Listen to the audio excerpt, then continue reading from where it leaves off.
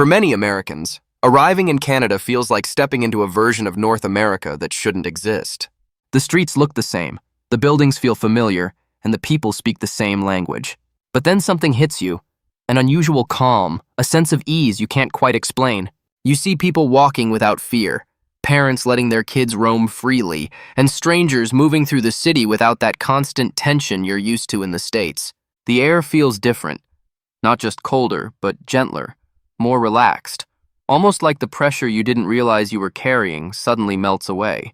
And it leaves you wondering, how can life feel this peaceful just a few hours above the US border? That question becomes the first shock, because safety in Canada isn't just a statistic, it's an atmosphere, and Americans feel it the moment they arrive. The real surprise comes when you walk through a Canadian city for the first time. In the US, especially in major cities, you stay alert by instinct. You scan your surroundings, you avoid certain streets, you walk fast and focused. But in Canada, that instinct starts to feel unnecessary. People walk slowly, casually, with headphones in, enjoying the weather or chatting calmly with friends. Others sit on benches without clutching their bags. Even late at night, the streets carry a sense of safety that almost feels unreal to an American. You start noticing how relaxed people are on public transit, how little confrontation exists in crowds, how almost nobody seems afraid of sudden danger. There's an ease to Canadian street life, a quiet confidence that makes Americans stop and think, why does this feel so different from home? And then comes the biggest cultural shock of all, the atmosphere created by Canada's relationship with guns. In the US, the gun presence shapes everything: school drills, public anxiety, political debates, and everyday caution. But in Canada, that energy doesn't exist. You feel it the moment you interact with people. There's no underlying fear that a simple disagreement could escalate instantly. Arguments don't carry the same tension. Public spaces don't feel like potential danger zones. Even in crowded areas, the absence of that invisible pressure is almost emotional for many Americans. Canada isn't crime-free, but the psychological weight is different. You don't walk around expecting the worst. You don't interpret every stranger as a possible threat. And for Americans who grew up with constant vigilance, the calmness feels both comforting and shocking, a reminder of what safety can feel like when fear isn't a daily companion. One of the most surprising realities Americans encounter in Canada is the sheer level of trust people place in their public systems. It's not loud or boastful. It's subtle, woven into everyday interactions in ways most visitors don't notice at first. But then you start to see it everywhere. You notice parents letting their kids walk to school without following behind nervously. You see seniors riding public transit alone, comfortable and unbothered, even late into the evening. You watch teenagers hanging out in parks without the constant supervision or fear that something dangerous might happen. And soon, you realize it isn't luck. It's a reflection of how deeply Canadians rely on the systems built to protect them. In Canada, people actually believe that police will help them, not harm them. They trust that emergency responders will arrive quickly. They expect the healthcare system to treat them without bankrupting them. They believe that their communities are built with safety in mind, not profit. And because people trust the system works better. Laws are followed not out of fear, but out of collective respect. Neighborhoods remain orderly because the culture isn't built on suspicion, but on cooperation. Even simple interactions show this difference. You'll see people leaving bicycles unlocked outside local shops. You'll find children's backpacks left at playgrounds, untouched until their owners return.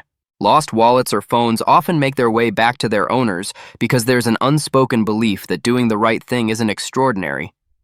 It's normal. Canadians expect honesty from strangers, and that expectation subtly shapes how people behave. For Americans, especially those from places where institutions feel distant, unreliable, or even threatening, this quiet faith in public systems feels almost surreal. It challenges something internal. You begin to ask yourself why it feels so strange to trust your environment, why it feels unusual to believe that people, systems, and structures are working for you, not against you. And maybe that's the core shock. Safety in Canada isn't just about low crime. It's about the emotional weight that lifts when society functions in a way that lets people breathe a little easier. What truly sets Canada apart is the sense of community that exists beneath everyday life, an invisible bond that shapes how people treat one another. It's not loud or dramatic, it's gentle, quiet, and deeply rooted. You see it when a driver stops to let someone cross the road, not because they're forced to, but because it's the right thing to do. You feel it when strangers help push a car stuck in the snow, or when neighbors check on elderly residents during winter storms. In Canada, there is an unspoken understanding that everyone shares responsibility for maintaining peace and order. People don't wait for emergencies to act kindly. Kindness is a default. That collective mindset influences everything: how communities clean up after natural disasters, how people return lost items, how they hold doors, and how they treat public spaces with respect. Even in major cities where life can be fast and stressful, Canadians still carry a tone of calm cooperation. And for Americans who come from environments where everyone seems to be on their own, where survival often feels individual, this communal approach feels almost unreal.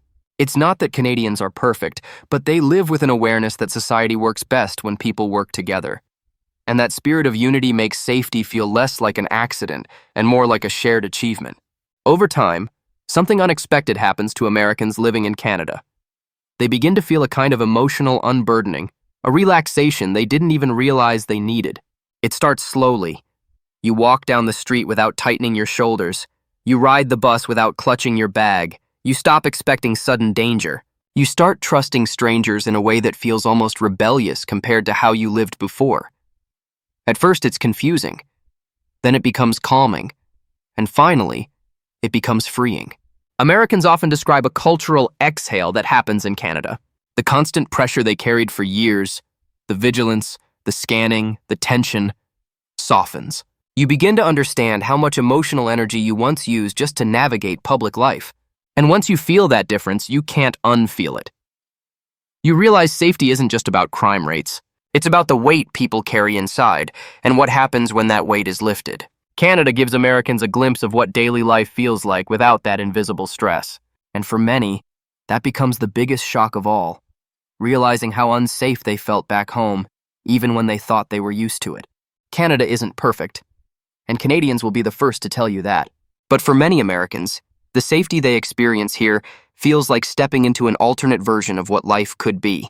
It's not that danger doesn't exist, it's that the average Canadian doesn't walk through life expecting it.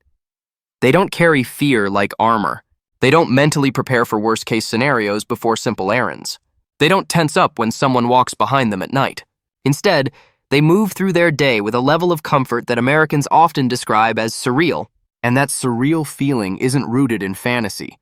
It's built through thousands of small habits layered into the culture. Patience, courtesy, accountability, trust in institutions, and a shared belief that society works best when people respect one another. Living in Canada teaches Americans something they didn't expect: that safety isn't just about police presence or low crime statistics. It's about how a place makes you feel every single day.